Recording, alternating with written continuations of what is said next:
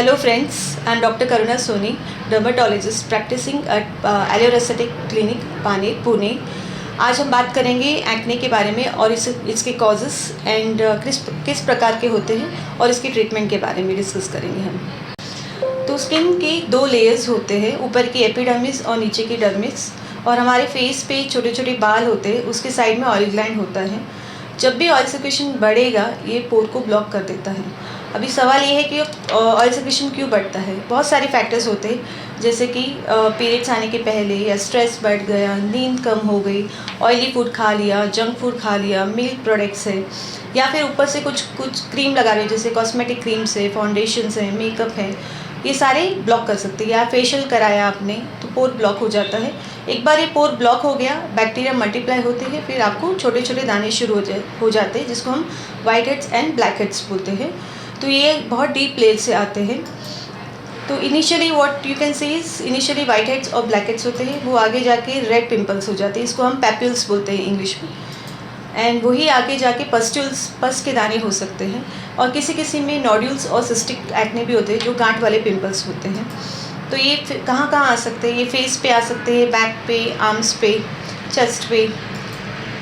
इनको हमको स्क्रैच नहीं करना चाहिए, नहीं तो ये दाग छोड़ते हैं, काले धब्बे, और बाद में वो खड्डे होने के चांसेस हैं। और खड्डों में भी 3 types of scars. First is ice pick scars initially, तो ये बहुत डिफ़िकल्ट स्कार्स है ट्रीटमेंट के लिए। इसमें सिर्फ 20 to 30% इम्प्रूवमेंट हम ला सकते हैं विद ट्रीटमेंट। दूसरे प्रकार के स्कार है रोलिंग स्कार्स, ये इजी है ट्रीटमेंट में, इसमें एटलीस्ट 60 to 70% हम इम्प्रूवमेंट ला सकते हैं। एंड थर्ड स्कार्स और बॉक्स स्कार्स, तो ये थोड़े डीप वाले होते हैं, इसमें भी कम इम्प्रूवमेंट आता है। तो अभी ये 3 फैक्टर हम सही करेंगे तो पिंपल्स हम क्लियर कर सकते हैं। एक तो है बैक्टीरिया निकालना है, तो उसके लिए शॉर्ट कोर्स ऑफ एंटीबायोटिक्स रहता है, या अलग अलग type of antibiotics depending on the patient weight and all. दूसरा है पोर्स को ओपन करना, अनक्लॉग द पोर्स, तो उसके लिए कुछ क्रीम्स रहेगा। And third factor is reducing oil secretion, वो आपके हाथ में होता है। तो लाइफस्टाइल मॉडिफिकेशन, डाइट है, पानी का इंटेक ज़्यादा होना चाहिए, कैरेट्स बहुत खाना है, अगर आप कोई हार्मोनल पिल पे हो तो अवॉइड करना है। तो ये कुछ पिक्चर्स है बिफोर एंड आफ्टर ट्रीटमेंट, देख सकते हो कि पिंपल्स पूरे क्लियर हो गए हैं। तो this is grade 2 acne which is clear. ये 3rd स्टेज एक्ने है, 3rd degree, 4th stage acne वो क्लियर हो गए हैं। इनका स्किन यहाँ से यहाँ तक लाने के लिए कम से कम 3 महीना लगा है। एक्ने का ट्रीटमेंट में कोई शॉर्टकट नहीं होता है, धीरे धीरे ट्रीटमेंट होता है। तो इनिशियली पहले ये पिंपल्स कम होते हैं, फिर मार्क्स, और फिर हम स्कार्स के ऊपर काम करते हैं। तो फ्रेंड्स, मैं आपको कुछ टिप्स बताना चाहती हूँ फॉर ट्रीटमेंट ऑफ एक्ने। सबसे पहली बात, खुद से ट्रीटमेंट नहीं करना है।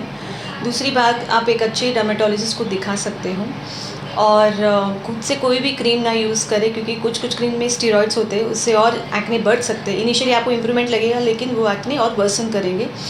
तीसरी बात, do not scratch your pimples, फोड़ना नहीं है, नहीं तो दाग छोड़ेंगे, बाद में वो खड्डे हो सकते हैं, और खड्डों का इलाज बहुत डिफ़िकल्ट होता है, पूरा क्लियर नहीं हो सकता है। एंड फोर्थ थिंग, रात को जब सोते हो पूरा फेस क्लीन करके सोइए, कोई कॉस्मेटिक फेस पे नहीं होना चाहिए। और दूसरी बात है कि डाइट बहुत इम्प्रूव कीजिए आप, ऑयली फूड अवॉइड करना है, जंक फूड अवॉइड कीजिए, चॉकलेट, स्वीट्स, डेयरी प्रोडक्ट्स कम करना है, आपको बहुत पानी पीना है, कैरेट्स खा सकते हो, विटामिन ए रिच फूड लेना है आपको। तो ये सारे आप फॉलो कर सकते हो टिप्स।